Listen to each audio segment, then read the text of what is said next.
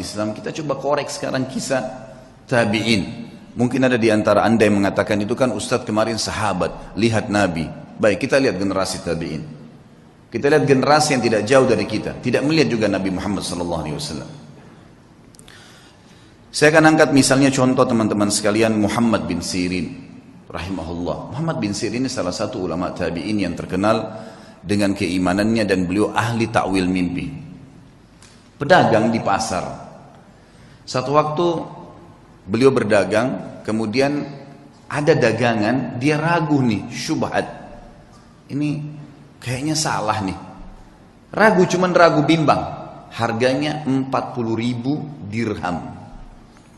Ini luar biasa jumlahnya. Ini bisa mungkin sampai puluhan juta, mungkin 60-70 juta. Ditinggalin sama dia, nggak jadi transaksi. Dia ragu, kalau sumbernya ini kayaknya haram nih. Tinggalin sama dia. Satu pasar heboh. Padahal cuma dia yang memang punya peluang untuk mendapatkan keuntungan itu. Nggak mau, ditinggalin sama dia. Tersebar berita Muhammad bin Sirin meninggalkan 40.000 dirham. Ini bukan hal yang ringan. Seorang pedagang tahu nih keuntungannya. Baiklah. Besok pagi kejadian, ada satu orang transaksi di tokohnya, berikan uang, gitu kan, kurang 2 dirham. Kurang 2 dirham. Kata Ibnu Sirin, demi Allah, kau belum membayar 2 dirham itu. Kata orang itu, 2 dirham, demi Allah saya sudah bayar. Kata Ibnu Sirin, demi Allah kau belum bayar. Ribut nih. Satu pasar sampai datang. Lihat, ribut dengan 2 dirham. Lalu kata teman-temannya, waktu itu akhirnya orang ini akhirnya membayar 2 dirham. Setelah itu Ibnu Sirin berikan barangnya, pergi. Orang-orang pasar tanya, wahai Ibnu Sirin, kemarin anda meninggalkan 40.000 dirham karena syubhat. Sekarang anda bersumpah atas sama Allah kena ngejar 2 dirham. Apa kata Ibnu Sirin? Orang yang mengenal Tuhannya. Ini yang penting teman-teman sekalian. Dia mengatakan, demi Allah saya bersumpah karena saya tidak mau dia makan haram. Karena saya tahu itu haram bagi dia. Dia tinggalkan 40.000 dirham yang bisa dia dapatkan. Kadang-kadang kita, alah nanti aja deh. Gampang nanti baku atur kalau orang kita bilang. Biasa begitu. Tutup mata aja dulu, yang penting sekarang masuk dulu uangnya. Lupa. 1 rupiah sudah cukup membuat anda masuk rumah sakit sebulan teman-teman. Kalau haram. Hati-hati. Imam Nawawi rahimahullah. Imam Nawawi ini pernah mendengar berita tetangganya kambingnya hilang. Tetangga dia bilang sama dia, kambing saya hilang, nggak tahu siapa yang ambil. Saya udah cari di tempat-tempat yang biasa saya gembalain, nggak ada. Berarti dicuri nih. Imam Nawawi tidak beli kambing 1 bulan, nggak beli kambing. Semua kambing di pasar yang sudah mentah, yang sudah terpotong atau yang masih hidup dia tidak mau beli. Sampai dia pastikan kambing tetangganya sudah ada beritanya mati atau memang dia temukan kembali. Sebulan dia nggak mau beli. Takut nanti kalau yang dia beli itu kambing temannya yang hilang.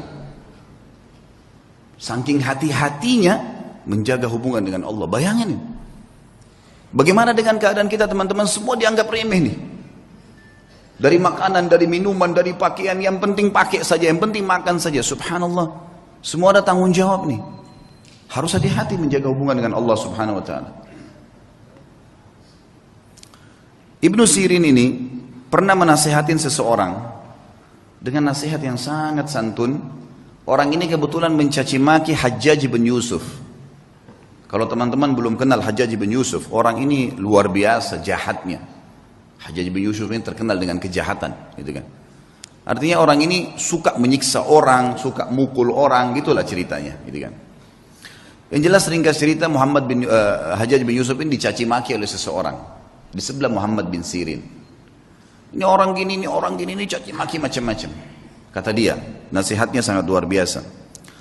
Sah ya ibna akhi, hati-hati dengan ucapanmu wahai saudaraku.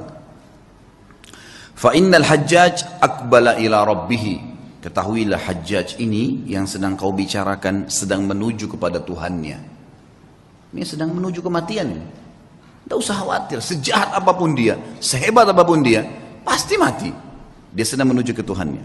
Wa innaka innama taqdimu 'ala Allahi yaumal qiyamah, dan kau juga sedang menuju kepada Tuhanmu dan kau akan bertemu dengannya pada hari kiamat nanti.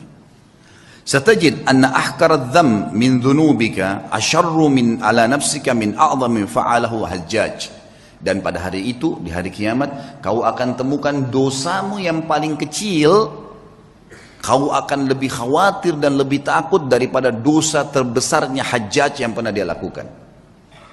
Dia akan dihukum sama Allah. Tapi nanti hari kiamat kau akan temukan dosamu yang paling kecil adalah sesuatu yang lebih kau takuti daripada dosa terbesarnya Hajjaj. Falikulli imri'in sya'nun yughni. Ketahuilah, semua orang akan sibuk dengan perkaranya sendiri. Ya. Wa'lam anna Allah azza wa jalla sayakhtassu minal Hajjaj mimman zalamahum. Dan pasti ketahuilah dan yakini Allah akan membalas Hajjaj, ya, orang yang sedang kau bicarakan itu, dari orang-orang yang dia zalimi, tidak tertinggal sedikit pun. Wa yakhtassu lil Hajjaji mimman yadhlimuna. Tapi ingat, Allah juga akan menolong Hajjaj dari orang-orang yang menzalimi dia. Fala tushghilanna nafsaka ba'dal yaumi bisabbi ahad. Oleh karena itu, mulai hari ini berhenti mencaci orang lain. Nasihat yang luar biasa. Karena orang kenal Tuhannya. Orang buruk pun jangan ceritain, tidak usah urus-urusannya orang. Sudahlah, gitu kan. Tugas kita kalau kita lihat aib pada diri orang, alhamdulillah nggak ada pada saya. Ya Allah berikan dia hidayah. Cukup sebatas itu saja. Jangan lebih. Kenapa dia begini? Kenapa dia begitu? Kenapa dia begini? Untuk apa kamu campurin itu? Apa gunanya buat kamu? Ingat, dia akan berhubungan sama kita di hadapan Allah dengan keadilannya Allah. Kezaliman yang dia lakukan sama kita, kita akan ambil. Tapi kezaliman kita pada dia juga dia akan ambil. Gak ada yang tersembunyi hari kiamat. Kisah yang lain, Muhammad bin Sirin, masih Muhammad bin Sirin, saya akan sebutkan beberapa figur. Muhammad bin Sirin ada 3 kisah yang saya angkat. Tadi kisah kedua, kisah ketiga teman-teman sekalian. Muhammad bin Sirin ini pernah membeli madu. Madu ini kebetulan dibeli 1 gentong besar. Kalau gentong di zaman dulu itu mungkin ya bisa menampung sekitar 200 kilo madu. Sampai 250 kilo madu. Waktu dia beli, dia taruh di gentong, rupanya malam hari atau dia tidur, dia lupa tutup gentong itu. Masuk tikus. Tikus ini masuk ke madu. Masuk, dan ini madu diambil karena jumlahnya banyak, jatuh tempo. Muhammad bin Sirin rahimahullah lupa tutup, masuk tikus, tikusnya waktu dia bangun pagi, dilihat mati di madu itu, nggak bisa keluar, melengket, mati. Muhammad bin Sirin rahimahullah mengambil madu itu semuanya dibuang. Dibuang, sengaja cari sungai, dibuang. Dia bukan buang biasa, dibuang di sungai supaya mengalir gitu. Orang-orang semua datangin, wahai Muhammad bin Sirin, tinggal kamu angkat tikusnya, yang lainnya jual. Kenapa kok harus semuanya dibuang? Apa jawaban dia?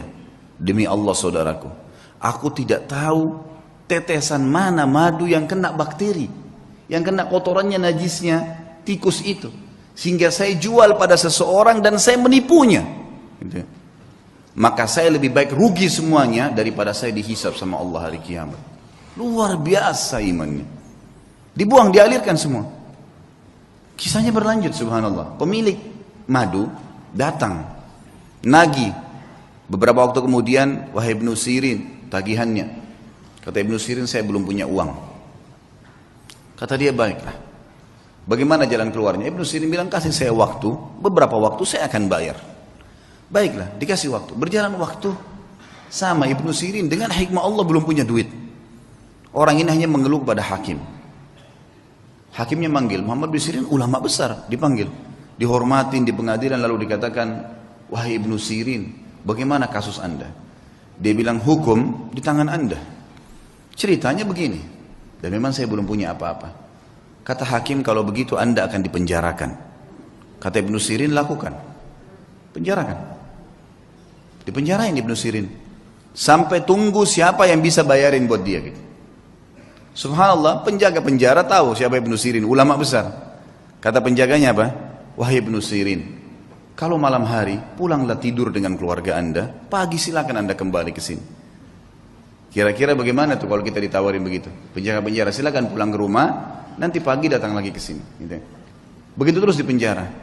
Kata Ibnu Sirin, demi Allah, sambil pegang kerangkengan penjaranya, demi Allah ya saudaraku, saya tidak akan tolong kamu masuk ke neraka. Saya akan tinggal di sini sampai utang saya terbayar. Gak mau keluar. Baca Al-Quran, sholat malam, sampai akhirnya orang-orang satu Baghdad datang membayarkan dia. Didengar ceritanya, dibayarin, ya. Lunasin utangnya sampai dia keluar. Tapi bagaimana mereka mengetahui hubungannya dengan Allah Subhanahu wa taala? Dan ini satu hal yang mahal teman-teman sekalian, mahal sekali. Ini hanya bisa didapatkan bagi jiwa-jiwa yang suci, yang bersih, yang mau memang berhubungan dengan Tuhannya. Dan Allah Azza wa Jalla ini zat yang kalau memberi selalu dalam Al-Quran bahasanya apa? Bighairi hisab. Innama yulaqqas sabiruna ajrahum bighairi hisab. Selalu ada kalimat bighairi hisab, bighairi hisab. Bighairi hisab itu tanpa ada hitungan. Kita kalau minta sama Allah satu, Allah nggak kasih satu, 10, 100, 100 ribu. Luar biasa kalau pemberian Allah SWT itu.